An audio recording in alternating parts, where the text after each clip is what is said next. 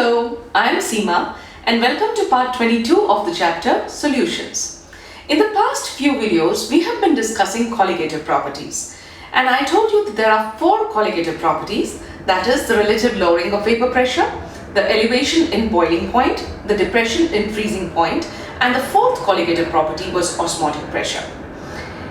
In this video and the consecutive two videos, I'll be discussing the fourth colligative property, that is osmotic pressure. In the previous video, I told you about osmosis and I described what a semi-permeable membrane is and how through a semi-permeable membrane the movement of solvent molecules from the lower concentrated solution to a higher concentrated solution is known as osmosis. Now, in order to understand osmotic pressure, it was necessary to know what osmosis is and what is this movement, what is the direction of the movement of the solvent molecules. Having understood that, let us now come to the colligative property, that is osmotic pressure. These are two beakers which are connected through a bridge, and there's a semi-permeable membrane, SPM, which is in between. Now on this side you have pure solvent and on this side you have the solution. So what happens, we know, as we understood in osmosis, that the concentration of the solute or the concentration of the solvent really is, if you really see, the solute in it is zero. So it has lower concentration and the solution has a higher concentration of the solute. So the solvent molecules move from the lower concentrated solution to the higher concentrated solution, and they do so spontaneously, and this process continues, and it continues till an equilibrium is established. Now imagine that you are entering this room and I am standing at the door. The door opens to the inside. So you're trying to enter the room, and if the door was, I was holding the door and I was holding it open, you can easily come in and walk in. But what would happen if I closed the door and I stood against it and I applied pressure to it? Now when you come, is it possible for you to enter? No. So it is possible for me to stop you from entering the room by applying pressure to the door. And that pressure, now again, it's a tug of war. If the pressure with which I am pushing the door is equal to the pressure with which you were trying to enter, I'll be able to stop you. But if your pressure, the force with which you are entering, is more than the force with which I'm pushing the door, you might push through the door and simply come in.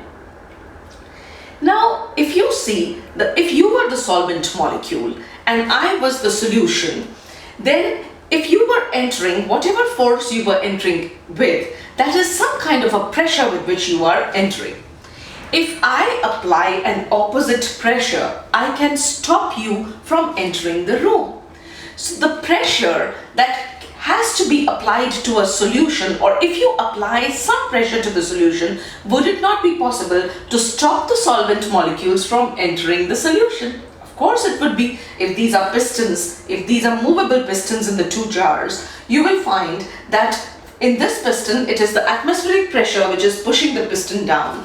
And if to this piston you apply an additional pressure, the atmospheric pressure of course is working on both the jars.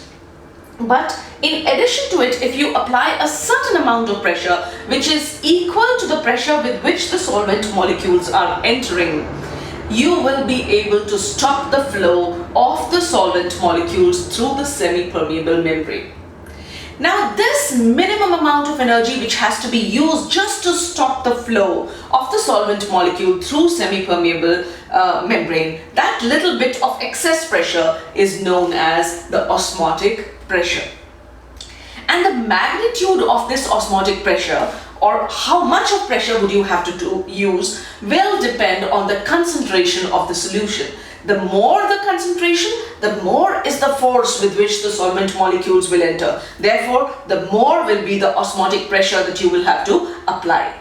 The lesser the concentration of the solution, and the lesser the difference between the concentrations of the two solutions, the lesser would be the osmotic pressure.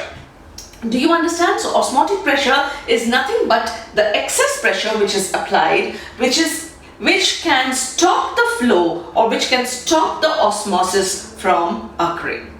So it has to be a pressure applied in the opposite direction. Like if you were the solvent molecule who was entering this room, the pressure that I applied to push you out in the opposite direction, that would be the osmotic pressure. So how do you define osmotic pressure? The pressure that stops the flow of the solvent across a semi-permeable membrane is called osmotic pressure. And it is a colligative property. I told you, the higher the concentration, the more the osmotic pressure. Lower the concentration, lesser is the osmotic pressure. So it depends on concentration, not on the nature of the solute. Therefore, it is also a colligative property. Now, as you saw that for all colligative properties, when we talk of the colligative properties, we discuss about dilute solutions. So, in the same way, for the colligative property, that is osmotic pressure, for a dilute solution, osmotic pressure is equal to CRT. How can you calculate the osmotic pressure? It is equal to CRT, where C is the concentration in molarity. Now, in both the elevation of boiling point and depression of freezing point, the concentration term that we used was molality. And if you remember, molality is the number of moles of solute present in 1 kg of the solvent. But molarity, on the other hand, is the number of moles of the solute present per liter of the solution. So the measurement of the volume, the denominator, in that case was the mass of the solvent in kgs. In this, it is the volume of the solution in liters.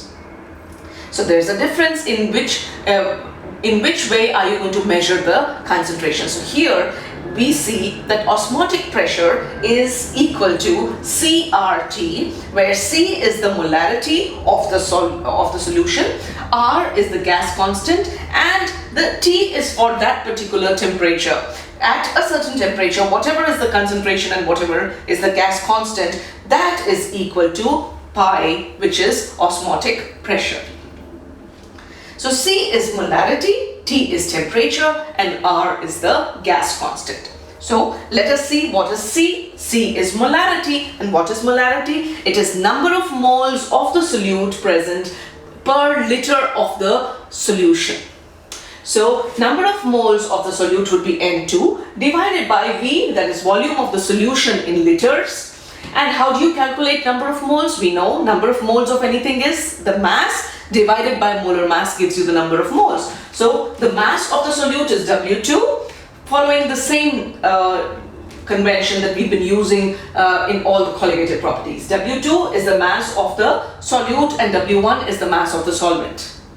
So W2, the N2, that is the number of moles of solute, therefore would be W2, that is the number of the mass of the solute divided by the molar mass of the solute. Therefore, when you substitute the value of N2 in this equation, it becomes N2 is W2 upon N2 and V is taken up here, pi V becomes equal to W2 upon N2 RT. Or from this you can calculate the molar mass of the solute, and molar mass of the solute is equal to N2 would be equal to W2 RT upon pi V. If you observe now, in all the colligative properties that we did, we always found out in the end the formula for M2. That is, we always use the colligative properties to usually arrive at the molar mass of the solute. Sometimes we do not know what the solute is, yet we can calculate its molar mass if we know its colligative property. So you can calculate the molar mass of the solute by osmotic pressure also, in relative lowering of vapor pressure, in elevation of boiling point, and in depression of freezing point. In all of these, we have somehow managed to calculate the value of M2 if all the other values are known to us or are calculated by us. Now, what is so special about this particular colligative property? It is preferred over the others. The reason being, one, that when we talked of molality, we were talking of the solvent and the mass of solvent in in kgs. Imagine taking a solvent, a liquid, and finding out the mass of the liquid is a little cumbersome. But if you just have a measuring cylinder and you have the whole solution in it, you can easily see the mark of it, and calculating molarity is far more easier. Right? And another thing, when we were talking of freezing point, when you were talking of the boiling point and freezing point, they are not the normal room temperatures. But osmotic pressure is a colligative property which can be measured at normal room temperature. Therefore, you don't need a heating device, you don't need a freezing device. You can easily just find out the osmotic pressure by using a semi-permeable membrane and using pressure to stop the osmosis. So when would this process be very useful? When would osmotic pressure be a useful colligative property to calculate the molar mass? When you have molecules which are affected by temperature, right, which decompose when they are present in when they are heated up, or if they are frozen, maybe they lose their nature. So this usually happens in the case of biomolecules, organic molecules. If you heat them up, they will get denatured and they may get harmed. So osmotic pressure would be useful when you are talking of biomolecules, when you're talking of polymers.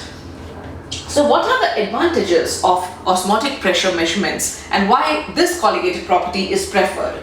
The first thing is that measurement of this colligative property or osmotic pressure is around room temperature. You don't need a heating device, you don't need a cooling device. Molarity is used instead of molality, which itself makes it easier, because in molality you need to measure the mass of the solvent.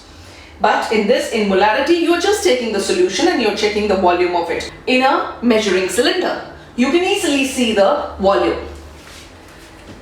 Third is that it is useful to measure the molar masses of biomolecules that are not stable at higher temperatures. So this method is useful to measure the molar masses of biomolecules which may decompose or which may be denatured at higher temperatures. And that is why osmotic pressure is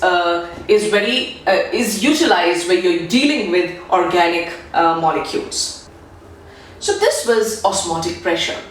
In the next video, it'll be a short video in which I'll tell you about isotonic solutions, I'll tell you about hypertonic and hypotonic solutions, and we'll discuss how water is purified using osmotic pressure, our knowledge about osmosis, and what reverse osmosis is with which we purify water. So I'll do a short video on that, and that'll be our video number 23 before I come to solving a few numerical problems based on osmotic pressure. So with this, I'll finish this video. If you found it helpful, please give it a thumbs up, subscribe to my channel, recommend it to your friends, and please keep returning for more videos in chemistry. Thank you for watching, and bye-bye for now.